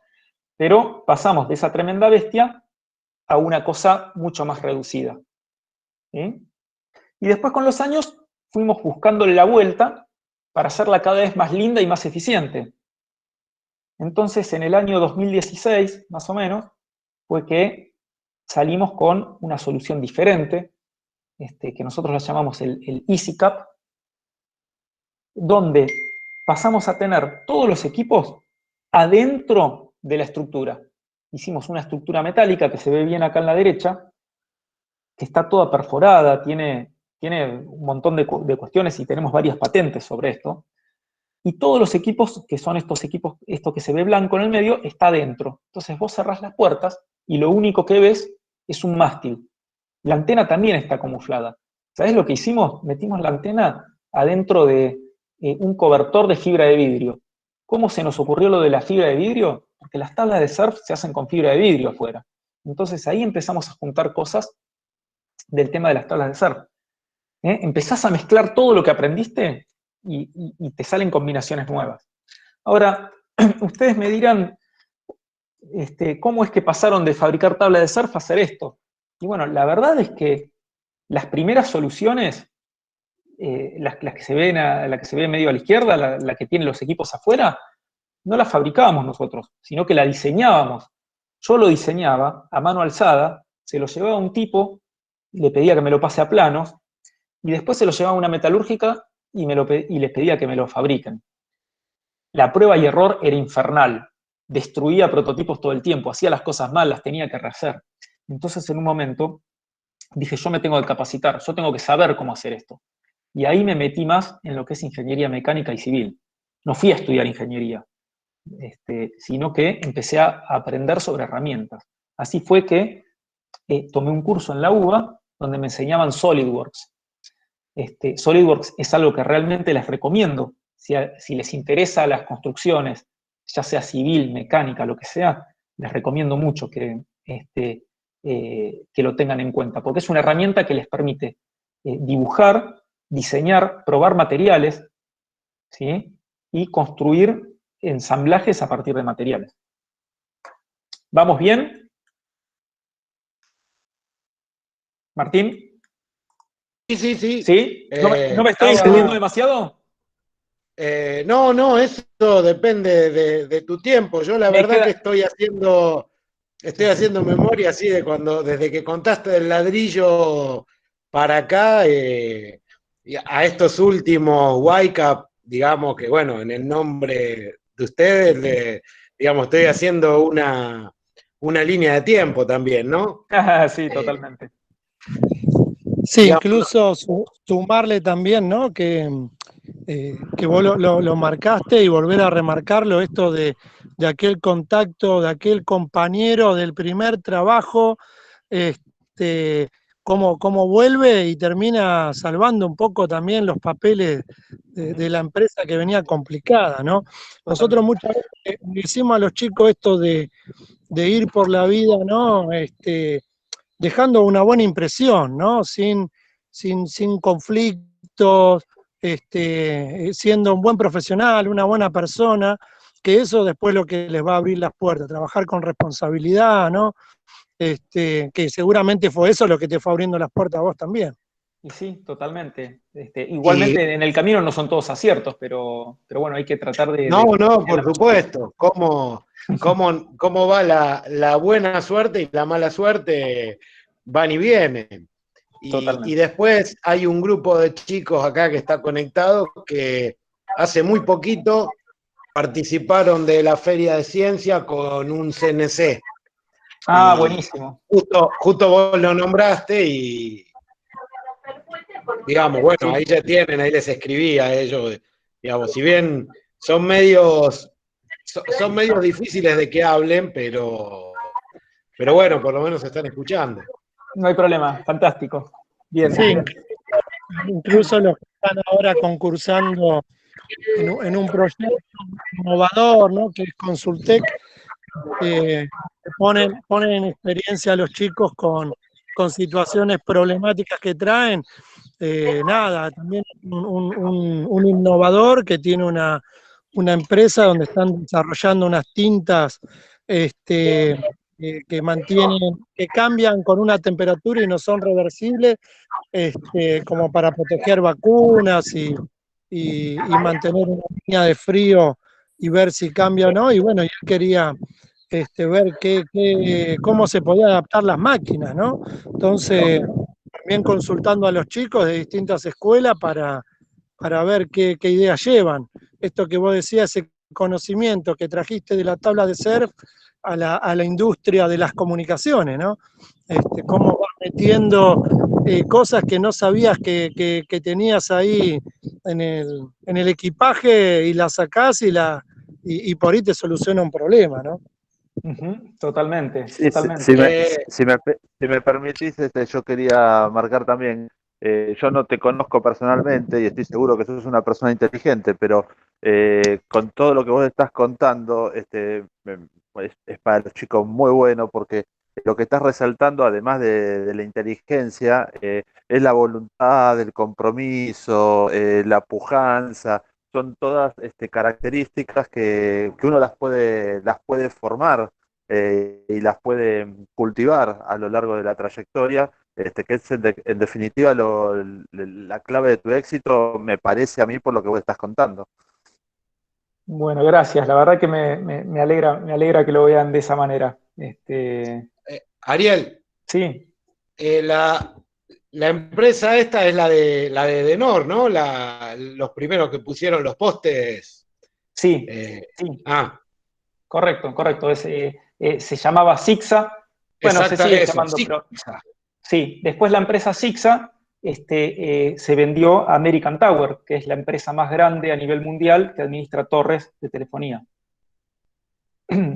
¿Sí? Hasta Sixa llegué, no sabía que la había comprado American Tower. Hasta Sí, Sixa he ido allá a Martínez por las Whitecap y todo eso sí. en mi vida corporativa. Está muy bien, está muy bien. Sí, y Sixa la fundó, digamos, los dueños de Sixa, los fundadores eran los Milding, que son los dueños de Denor, y habían puesto como accionista a Ariel Shapira, que es una persona que yo también conocí trabajando en Movicom.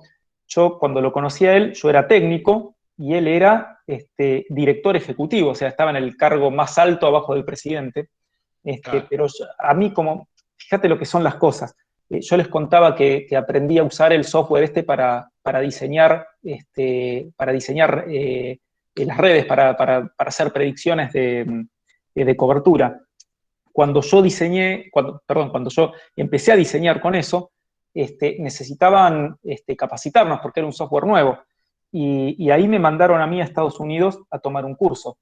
En ese mismo momento, Ariel Shapira viaja a Estados Unidos, a las oficinas de Motorola en Chicago, porque, claro, él era un ejecutivo de Belsau. Y nos Claro. encontramos porque nos compraron pasaje de avión para el mismo día y viajamos juntos. ¿Está bien? Y yo ahí conocí al número 2 de la empresa. Y pasamos una semana en Estados Unidos, estábamos los dos solos, entonces conversábamos, o sea, nos encontramos para comer, para esto, para lo otro. Fíjense que nos separaba un abismo, pero ahí me quedó el contacto. Y ese tipo fue el que fundó Sixa, y fue el que me dio la chance a mí de hacer todo esto. Claro. ¿Entendés? Que lo que son las cosas que por ahí uno puede llamarlas que son fortuitas o lo que sea, pero es como que la vida es una cadena, ¿no? Es una cadena de eventos y bueno, uno tiene que guardar todo eso en el equipaje. Sí, sí. ¿Sí? Así que bueno. Chicos, Sí. si van teniendo preguntas, vayan escribiéndolas al chat y después, cuando termina de presentar, le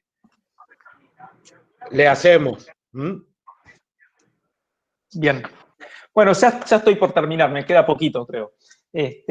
Bueno, ya estamos hablando ahora de lo que hacemos, lo que estamos haciendo ahora. En el medio, y me olvidé de contárselos, con la plata con la que vendimos la fábrica de tablas de surf, compramos máquinas. Y entonces lo que mandábamos a hacer a otro lado, lo empezamos a hacer nosotros. ¿Bien? Y cuando compramos máquinas, yo ya, si bien todavía no tenía, voy a volver para atrás, todavía no existían los EasyCaps ni los CityCaps, solo estaba el Y-Cap, que es el de 14 metros. Yo ya había pensado estos productos nuevos, los que tienen todos los equipos adentro. Entonces, a la hora de comprar máquinas, empecé a mirar con qué podríamos llegar a fabricar una cosa como esa, porque nunca se había hecho algo así. En el medio lo patenté, hice toda la cuestión legal. Pero bueno, compramos máquinas pensando en que podíamos llegar a usarlas para algo diferente, y la verdad que nos fue bien con eso. Entonces alquilamos un galpón nuevo, metimos estas máquinas, nos trajimos a los 2 mejores empleados de la empresa de tabla de surf, y empezamos a hacer cosas metalúrgicas con toda gente que no sabíamos nada de metalúrgica. Pero bueno, uno aprende. Bueno, ya llegamos a los productos, ya lanzamos los productos nuevos, ya estamos ahora en el año más o menos 2018. ¿Qué me permitió el cambio de producto? Pasar de los equipos afuera a los equipos adentro. Fue un cambio de concepto. El cambio de concepto fue que con los equipos afuera, vos tenés que ir e instalar todo en el lugar. Tenés que ir con una cuadrilla, tenés que ir con un hidroelevador, que es un camión que tiene una cesta que se eleva, las que se usan para cambiar las luces en la calle, ese tipo de cosas. Entonces tenés que estar ahí y pasarte todo el día, o a veces 2 días, instalando equipos, metiendo cables, poniendo todo y probando que todo funciona. Entonces, lo que nosotros hicimos fue dar vuelta a todo eso. Y pasamos a lo siguiente. En primer paso, colocar las columnas. Eso ya se hacía, pero ahora lo empezamos a hacer nosotros. Antes era algo que nosotros solamente vendíamos el herraje. Ahora empezamos a nosotros poner las columnas, hacer el pozo, hacer la obra civil, armar la fundación para la columna, calcular la fundación. ¿Está bien? Tener un ingeniero civil, tener gente que esté en obra, básicamente. Empezamos a hacer logística también. Empezamos a ir a retirar todos los equipos electrónicos, todas las unidades de potencia, todas las unidades de RF, se las empezamos a retirar a las empresas de telefonía. Empezamos a integrar todo ese hardware, todos esos equipos dentro de nuestra solución, porque ahora va dentro. ¿Está bien? Entonces, empezamos a hacer algo que es agregar valor, nos empezamos a integrar verticalmente. Metimos todos los equipos adentro. Hacemos toda la integración, no solamente los conectamos, sino que después los probamos, vemos que todo funciona bien. Y después, cuando está todo listo, y hacemos varios a la vez, cuando está todo listo, lo subimos a una grúa y lo llevamos al sitio. Entonces, lo que antes llevaba entre 1 y 2 días hacer, ahora lo hacemos en 2 horas en campo. Nos ahorramos plata en grúas, ahorramos tiempo en campo, nos independizamos del clima. Ya no hay que esperar que el día esté lindo. O bueno, sí, hay que esperar que el día esté lindo, pero si tenés que hacer 5 sitios y te llovió 4 días, pudiste hacer un sitio nada más. En cambio, con este sistema, armaste todos los equipos y el día que estaba lindo, saliste y montaste los 5. ¿Bien? Entonces, esto es integrarse verticalmente, esto es agregar valor. ¿Está bien? Empezamos vendiendo una rueda de ganancia de salida a $30. Después pasamos a vender herrajes, soportes para antena de 500 y soportes para equipo de 700. Estábamos en 1200 y pico. Con este esquema y poniendo todos los equipos adentro, hacemos todo lo que se tiene que hacer para un sitio. El valor de esto es aproximadamente $30.000. ¿Ok? Entonces, eso es agregar valor. ¿Mm? Y eso es importante que ustedes tengan en cuenta, chicos. Si en algún momento piensan en emprender, no hace falta pensar en todo lo grande, no hace falta ir al hueso, ir a lo máximo, sino que hay que empezar chiquito, pero ir buscando desde eso chiquito que uno empieza, en cómo agregarle valor, cómo sumarle otra cosa, cómo convertirlo en algo más, cómo integrarse. Integrarse verticalmente es justamente eso, es agregar pasos de la cadena de valor y hacerlos todos uno para ser más eficiente y para quedarse con una porción más grande del negocio. ¿Bien? Bueno, ir más allá, ya voy terminando.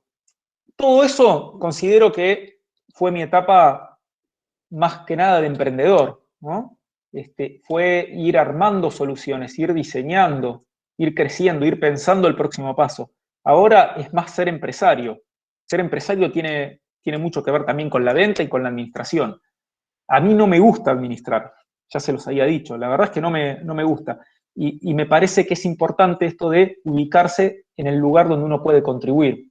Hay mucho empresario en Argentina, hay mucho empresario y hay mucha gente cuyo deseo es ser el CEO, CEO es el presidente, ¿no? Es ser CEO. Es como que ser CEO es llegar, es haberle ganado al mundo. La verdad es que, bueno, para algunos puede ser, para otros no. Para mí, por ejemplo, a mí no me interesa ser CEO, no me interesa ser presidente. Yo no soy el presidente de mi empresa. Yo soy el director de ingeniería. Y a veces me cambio el título, a veces soy director de ventas. No sé, pero definitivamente no soy el presidente. El presidente es mi hermano. Si bien yo soy el socio mayoritario. Pero sí es importante, recalco esto, porque tiene que ver con entenderse uno mismo, saber cuál es la personalidad de uno mismo. Yo sé que sería malísimo administrando una empresa y no sería feliz haciéndolo.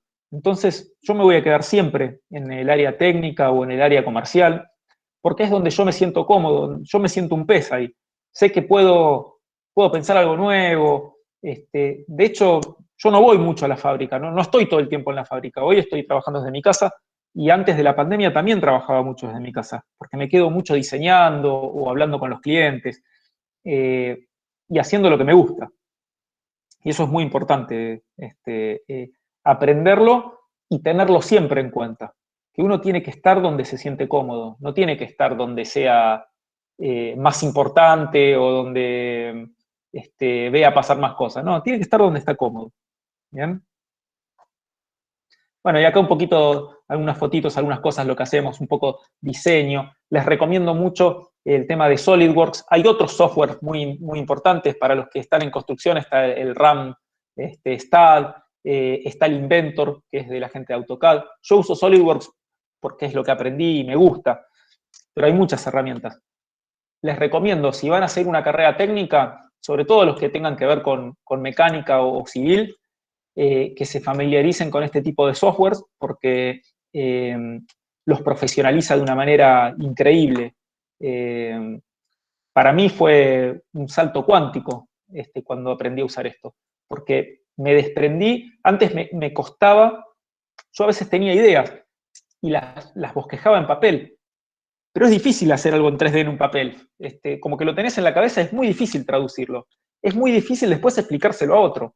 Si vos podés hacer todo eso, si podés integrarte vos mismo verticalmente en lo que es tu diseño, en lo que son tus ideas, es como que tenés muchas más herramientas y podés hacer que tu creatividad explote. Porque sabés cómo hacerlo, es como que de la otra manera estás atado de manos. ¿Bien? Bueno. Y este es mi último slide. ¿Qué hace el Ovatec hoy? Hoy está enfocado en lo que es densificación de redes celulares, ¿no? En lo que es la vía pública. Ahí innovamos, sacamos los sitios de telefonía celular de los predios privados al espacio público. Los hicimos más chicos, los hicimos más estéticos, los hicimos más rápido. Al día de hoy llevamos construidos más de 2.000 sitios. Yo no lo puedo creer, a veces lo pienso y no lo puedo creer. Me acuerdo de cuando fueron los primeros. que iba yo, los montaba yo, los primeros me subía yo a la grúa. Hacemos producción y montaje en serie. Ese fue otro cambio que hicimos en la industria. Siempre el montaje de un sitio se hacía en forma artesanal y es paso tras paso y con muchos contratistas. Venía uno y hacía el piso, venía otro y ponía la torre, venía otro y ponía el shelter, venía otro y ponía la planta de energía, otro ponía los equipos, otro tiraba los cables y otro ponía las antenas. Era una locura. Nosotros hacemos todo. Innovamos poniendo los equipos y las antenas adentro de la estructura. Innovamos estandarizando. Todos los sitios salen iguales porque los arman las mismas personas adentro de un galpón. Y ahora estamos haciendo complementos. Empezamos a vender plantas de energía. Empezamos a agregar equipos para transmisión de datos. Claro, yo vendí eso un montón de años. Ya sé lo que hay que poner. Estamos metiendo energías alternativas. Estamos con el tema de paneles solares. Estamos intentando meter paneles solares en estas estructuras. Y estamos empezando a hacer desarrollo internacional. Hoy la mitad de mi tiempo la estoy dedicando a tratar de reproducir el negocio de Argentina en otros países. No me está resultando fácil, es un año malísimo para eso, pero es lo que estoy intentando hacer. Y bueno, y hasta ahí llegamos. Y quién sabe qué es lo que vamos a hacer más adelante. Bueno, y acá termina la presentación. Te tengo una nueva innovación. ¿Y qué tal si ponemos alguno de estos equipos en una escuela? ¿Cómo lo ves? Yo, por mí, encantado. ¿Por qué no? Bueno, te dejo ahí como para que estudie un poco, no sé cuál es la parte legal, si se podría, ¿no? Poner, montar, pero estaría bueno porque inclusive tenerlo ahí a la mano, sería bueno para vos que te gusta innovar y podría ser una base de innovación, ¿no? Cuando vas convirtiendo la tecnología o poniendo tecnología nueva y nosotros poder verla con los pibes ahí, inclusive por ahí hasta que los pibes hagan alguna parte del mantenimiento o de la estructura con las empresas que son las que la utilizan, podría estar muy bueno eso también, ¿eh? Sí, eso lo podemos hacer. No te hagas problema, eso lo podemos continuar después por privado, pero entiendo que sí. Lo de poner un sitio, imagino que habrá cuestiones legales que me escapan, pero las podemos conversar. Sí, siempre fue complicado poner sitios en escuela y lo digo de mi vida privada, ¿no? Y de mi vida corporativa. Y, digamos, fue muy difícil siempre y no, digamos, había que arreglar con ministerios y todo eso. Por eso va a estar difícil, pero sí, digamos, mostrar el día que podamos, te iremos a hacer una visita. Bien. Cuando se normalice a la planta, porque me parece interesante por el lado que lo mire, y si te quedó algo de la parte del surf, digamos, decir, esto fue, también lo vemos. Sí, la verdad es que no me quedó nada, porque la vendimos, la empresa la vendimos, claro, me quedaron fotos nada más. La empresa la vendimos, pero me quedaron los recuerdos, eso sí. Tengo 1 millón de anécdotas que necesitaría 5 horas más o menos para... Pero bueno, básicamente es eso. Chicos, ¿alguno quiere comentar algo, preguntar algo? Así... No tengan miedo, no tengan miedo que no como, al contrario. Yo la verdad es que me siento... a veces me parece mentira que pasaron un montón de años porque yo me siento muy parecido a cuando salí de la secundaria. Mi cara obviamente no lo refleja, pero no me siento tan distinto. Yo te voy a hacer una tipo pibe. ¿Ya andás en una Ferrari, en un Porsche, en algo de eso? No, vos sabés que a mí me encantan los autos y tuve mi época de yuppie cuando la verdad es que ponele, cuando me recibí o cuando me estaba por recibir en la facultad, la verdad es que yo en Movicom ganaba muy bien. Muy bien para mi edad, ¿no? La verdad que ganaba muy bien y además agarré una época muy buena, que era la época del 1 a 1, donde el dinero valía mucho. Entonces yo, cuando estaba, no sé, año 2000 más o menos, todavía estaba en Movicom, me compré un convertible. Claro, yo vivía con mis viejos, ¿viste? No tenía gastos. Todo lo que ganaba iba a mi bolsillo. Entonces me compré un convertible y la verdad que la disfruté un montonazo durante un mes. ¿Por qué durante un mes? Porque al mes me asaltaron, me secuestraron y me lo robaron. ¿Está bien? Pero como yo soy un tipo obstinado, fui y me compré otro igual. Y ese lo pude disfrutar muchísimo más. Lo disfruté un año, hasta que me secuestraron y me lo robaron. ¿Está bien? Pero como soy un tipo muy obstinado, fui y me compré otro más. ¿Está bien? Pero ahí cambié el color, me lo compré negro, el otro era rojo. Porque dije, con el negro no voy a pasar, no voy a ser tan botón. Y ese me duró 3 años hasta que me lo robaron. Bien. Ahí tenemos una pregunta de Marcelo, dice, Sí. ¿cómo llevó su vida estudiando en la facultad y trabajando? ¿Se le dificultó? ¿En cuántos años pudo graduarse? Bueno, sí, se me dificultó. Fue difícil porque yo había tomado la decisión de estudiar en la Universidad de Matanza porque me quedaba cerca de mi casa. Y esas son cosas que, bueno, uno a veces tiene que, sí, viste, uno tiene que ponderar esas cosas, porque yo la verdad es que tenía mucho miedo cuando empecé la facultad y yo no sabía si iba a bancármela, estudiar todos esos años. Entonces, honestamente, a mí ir a la UTN o ir a la UBA me aterrorizaba, me daba miedo porque era lejos, yo iba al colegio a 15 cuadras de casa, mi barrio, que era Ramos Mejía, era mi mundo, lo otro me parecía como otro planeta. Entonces, me pareció una apuesta bastante buena ir a la facultad cerca de mi casa, como que pensé, digo, me va a resultar más fácil si no me tengo que ir tan lejos.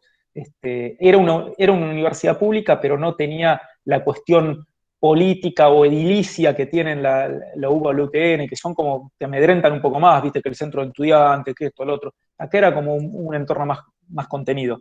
Y entonces estudié ahí. Pero ¿qué pasó? A los 4 meses conseguí el trabajo en Movicom, y el trabajo en Movicom era en microcentro. Entonces yo me levantaba a la mañana, me tomaba un colectivo hasta la estación de Ramos me tomaba el tren, después en 11 me tomaba el subte, y después en el Obelisco combinaba con otro subte. Viajaba como un condenado. Eso mismo hacía a la tarde. Yo en teoría salía a las 6 de la tarde de Movicom, pero nunca salía a las 6, generalmente salía tipo 7, porque ahí se laburaba mucho. Y ahí hacía toda la vuelta, llegaba a la facu alrededor de las 8, 8 y cuarto, y estaba en la facu hasta las 11. Y cursaba los sábados también. Entonces, ¿se hizo difícil? Sí, se hizo difícil. Pero lo pude hacer. Y me recibí en 6 años. El programa era de 5, pero me atrasé con una materia en tercero porque ya no daba abasto, y eso hizo que tuve que estirarlo un año más. Pero se puede hacer, ¿eh? Y no soy un extraterrestre. ¿Que demanda sacrificio? Sí, demanda. Igual hay otras maneras de hacerlo. La verdad es que mis compañeros que se recibieron más o menos en la misma época que yo, no trabajaron tan a fondo desde el principio, sino que los primeros 2 o 3 años hicieron trabajos un poco más light o de medio tiempo, y ya en los últimos años sí empezaron a trabajar tiempo completo. Eh, porque, porque es importante que cuando termines la facultad, ahí sí tenés que tener una experiencia. No podés ser un egresado de la facultad que nunca pisó el mundo laboral, porque no te va a costar mucho, es como demasiado tarde para entrar. Pero sí podés decir, bueno, mira, los primeros años tomo algún trabajo más liviano, porque además los primeros años de la facultad son los más difíciles. Yo al menos lo percibí así. De primero a tercero, en la facultad te quieren sacar de encima, porque hay mucha gente, los profesores no te pueden prestar la atención que mereces, por ahí estás en un aula con 100 tipos, y bueno, es difícil. Los primeros años son los más duros, y además son las materias más feas, porque son las materias duras, pero hay que pasarlas.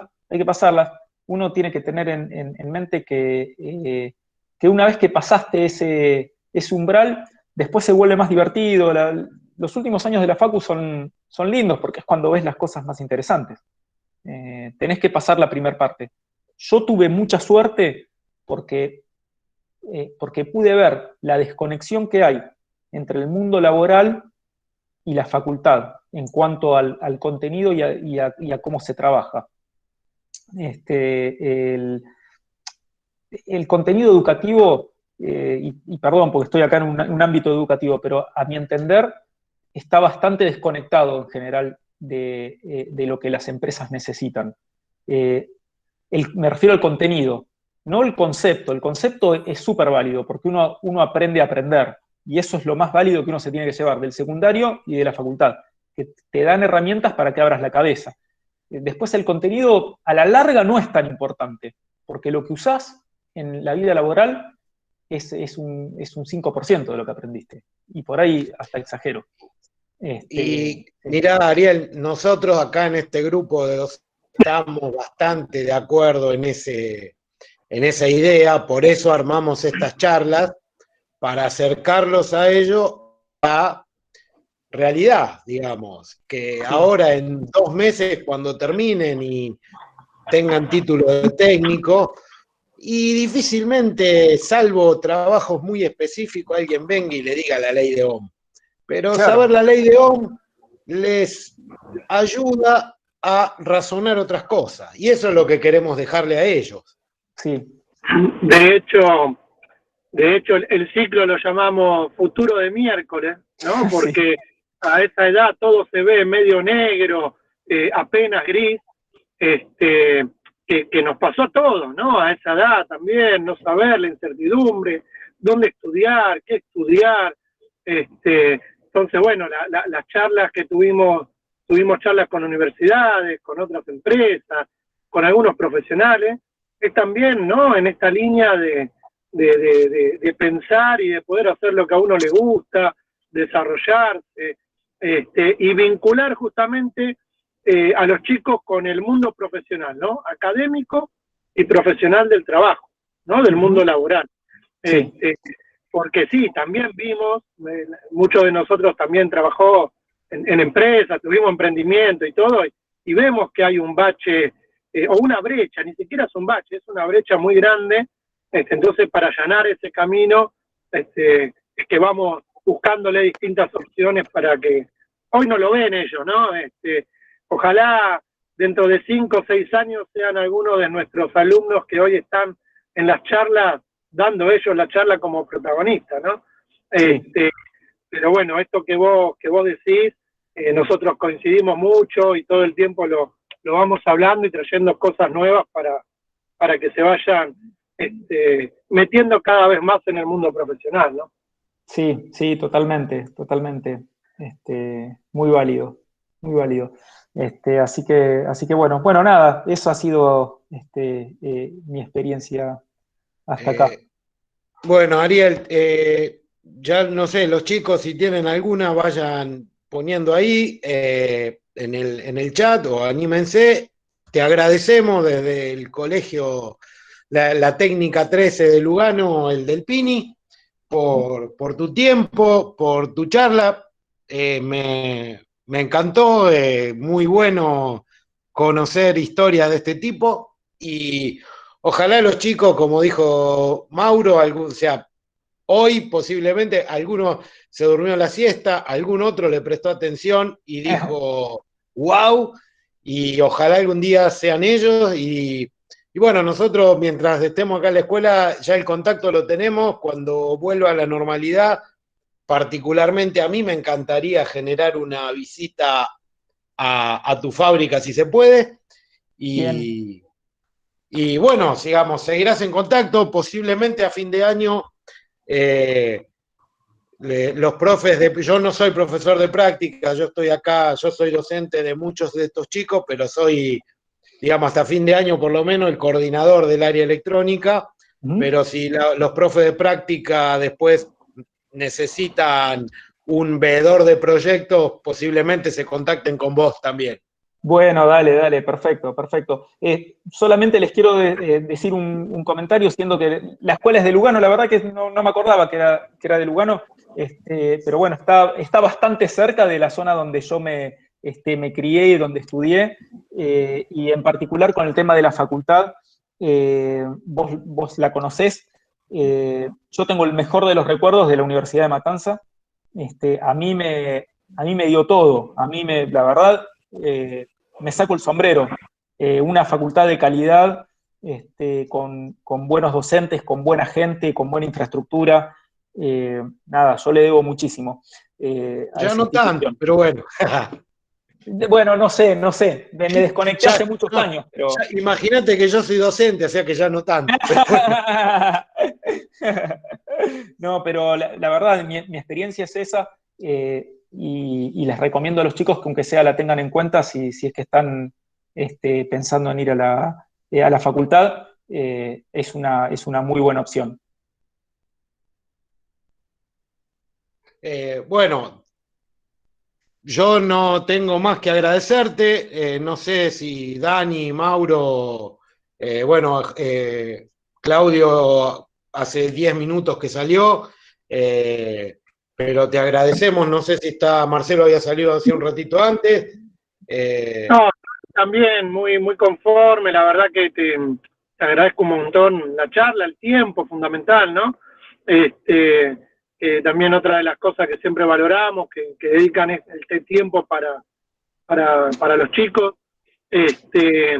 Y nada, también decirte, como te decía recién Martín, las puertas del colegio están abiertas también, para cualquier idea loca que tengas.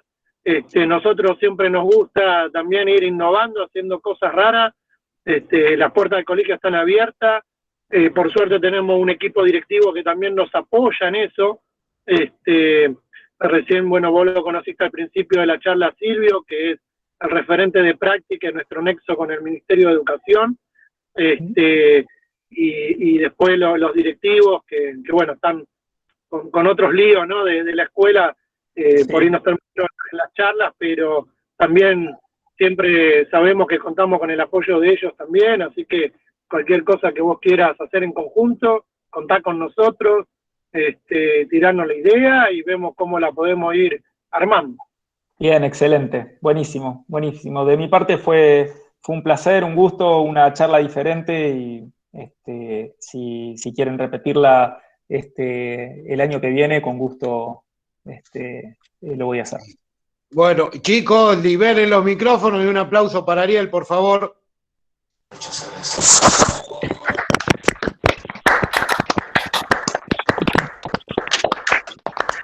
Muchas gracias. Gracias, Ariel, muchas gracias. Grande, Nos vemos muchas la gracias, próxima. chicos. Bueno, muchas gracias, que estén muy bien. Muy amable. Chau, chau.